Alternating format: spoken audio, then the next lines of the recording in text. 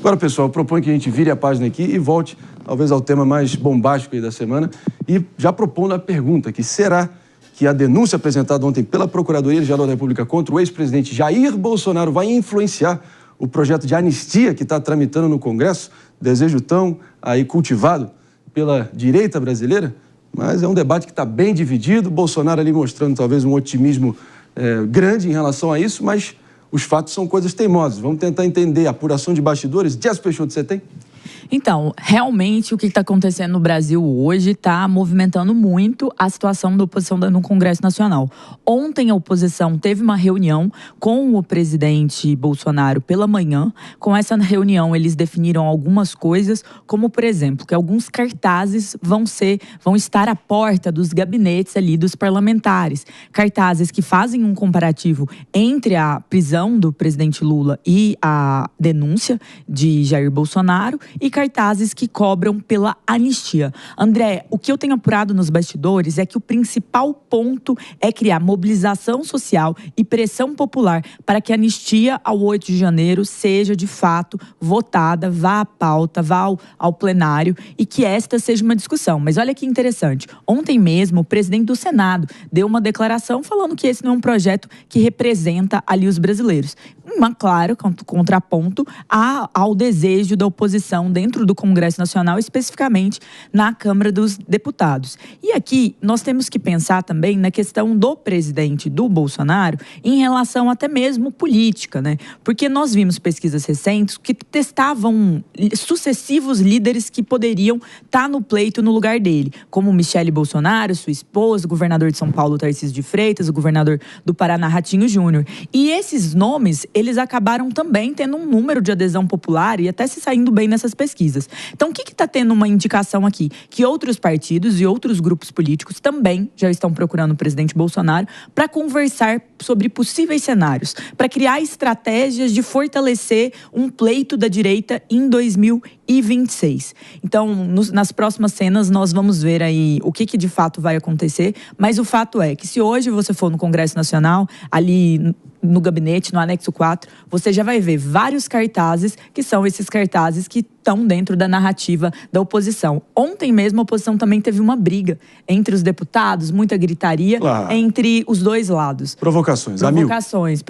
O presidente Hugo Mota teve até que ser mais enfático em relação a isso, porque estava a situação já se excedendo. Mas Brasília essa semana está tumultuada. E lembrando, né, o presidente do Senado, Davi Alcolumbre, senador do Amapá, disse que a anistia não é uma pauta do povo brasileiro.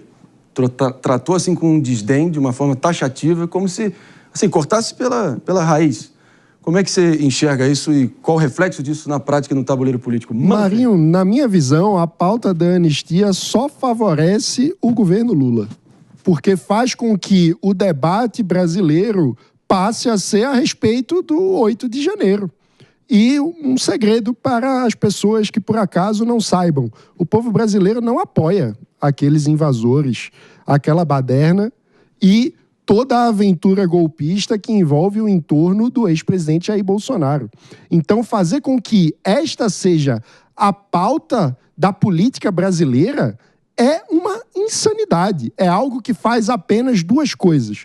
Primeiro, que Bolsonaro mantenha o seu protagonismo no campo da oposição. Segundo, que a oposição fique na defensiva, mais frágil do que o governo. A pauta que realmente importa para o povo brasileiro, a gente estava conversando logo antes, que é o preço do ovo no supermercado. É como a economia está num rumo preocupante. É isso o que de fato importa para o cidadão e é isso que coloca o governo Lula nas cordas. Ficar pautando anistia só interessa para os próprios interesses de Jair Bolsonaro na perpetuação da polarização burra entre Lula e Bolsonaro, que é muito menor do que os interesses reais da população brasileira. É o que a gente mais tem ouvido nesse fuzuê todo do debate público brasileiro. Anistia para lá, anistia para cá, não é pauta do Brasil, salve os presos políticos. Só para contextualizar aqui um pouquinho, que termo é esse, né? faz uma alusão direta à famosa Lei da Anistia, promulgada no dia 28 de agosto de 79, no auge do regime militar, que basicamente zerou a pedra, ali zerou o game, basicamente eximindo de qualquer culpa os agentes do Estado, do governo militar, por quaisquer crimes de torturas ou medidas de exceção, e também todos os exilados e presos políticos naquele momento, bem que zerou o jogo. Estou certo de dizer, é isso que basicamente Bolsonaro e seus aliados estão querendo, agora transportando para o pós-8 de janeiro no Brasil moderno. Pepe, vai para frente, não vai para frente? Seu prognóstico. Cara, eu discordo do ponto que o Mano trouxe aqui, sendo bem sincero para você, cara. Às vezes eu fico refletindo, cara, esse Brasil tá brigando, tá polarizado, tem um tensionamento social muito grande. Eu tô cansado de pessoas brigando na rua, brigando na família. Eu tô cansado dessa polarização e eu acho que a polarização só vai acabar se a gente começar a traçar um prazo final, assim, ó, vamos a partir de agora mudar, vamos a partir de agora esquecer o passado. Praticamente como aconteceu na época da anistia ampla e restrita para passar do sistema planeta, né? Autoritário para a democracia, né? Então, às vezes, fico refletindo, sem brincadeira, Marinho. Às vezes eu falo assim, poxa, será que não faz sentido realmente ficar perdendo tempo? Bolsonaro é culpado ou inocente? Aquelas pessoas que estão ali e foram presas pela justiça e processadas, muitas vezes de forma, meu modo de ver, sem o devido processo legal, né? E condenadas, né? Será que seria justo a gente repensar o Brasil de outra forma? E, às vezes, repensar o Brasil de outra forma significa perdoar, né? E o Lula deu uma declaração sobre a anistia falando exatamente que as pessoas que pedem perdão se assumem culpado, né? Agora, eu não acho que é por aí. Eu acho que se você lutar por anistia dentro do processo legal, constitucional, que é o processo de aprovar uma lei na Câmara dos Deputados, no Senado Federal, eu vejo isso como algo legítimo, né, de uma parcela da população que quer a anistia, quer que as pessoas sejam absolvidas.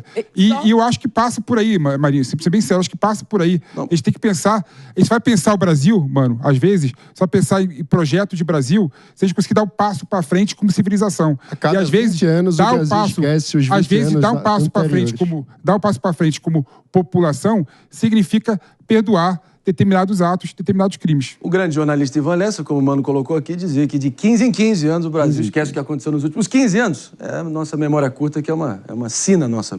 Eu concordo com o Pepe, eu tendo a discordar do Mano. Até uma pesquisa de cerca de 2 dias atrás falou sobre como 51% da população é a favor ao projeto da anistia aos presos de 8 de janeiro. Então, a grande questão aqui, no final do dia, é que é um interesse da população. Por quê? O que é a narrativa que está em torno desse projeto? Um lado fala sobre o golpe, o atentado, e o outro tenta humanizar os presos ali.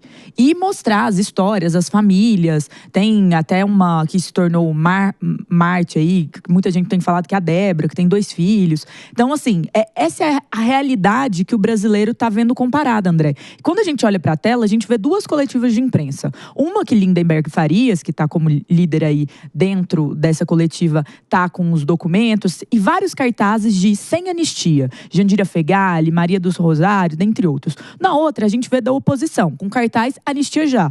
O Zuco, o deputado Zuco, o Rogério Marinho, senador, e vários outros ali com isso. Então, são 2 pautas que têm tomado o contexto brasileiro. E elas precisam e merecem ser endereçadas. A grande questão aqui é que o plenário deveria pautar para que se houvesse o debate, tendo em vista que é um tema que a população está interessada e que os próprios parlamentares estão interessados. Então, dentro disso, eu acho que tem uma diferença do contexto. E eu acho que nem é bom ou ruim para o governo ou para a oposição, mas eu acho que é um debate que a sociedade está tendo e que o Congresso não pode se furtar de ter também. A única chance do Lula continuar tendo futuro político nas circunstâncias atuais é a polarização com o Bolsonaro e o bolsonarismo. Vai polarizar de qualquer jeito. A única chance é essa. Que o Lula poderia... Se o debate for sobre as condições reais da economia brasileira e da vida, da qualidade de vida do trabalhador brasileiro e o que nós esperamos para o futuro, que é o debate que realmente importa para que o país tenha alguma chance de dar certo, a situação do governo fica muito mais complicada.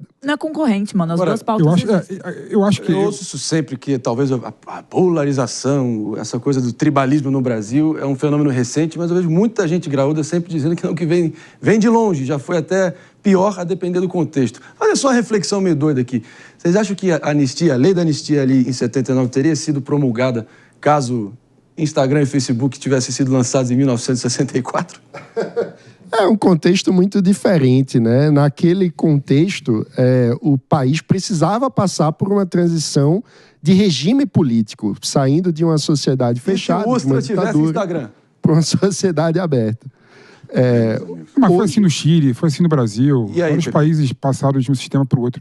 E eu acho que a questão é até mais profunda, mano. Eu acho que o Brasil, de fato, vai discutir projeto de país se realmente a gente parar de discutir essas questões aí que são menores, na minha opinião. E, digo mais, eu acho que o Lula iria demonstrar grandeza se ele fizesse o indulto absolvendo e perdoando todas essas pessoas aí.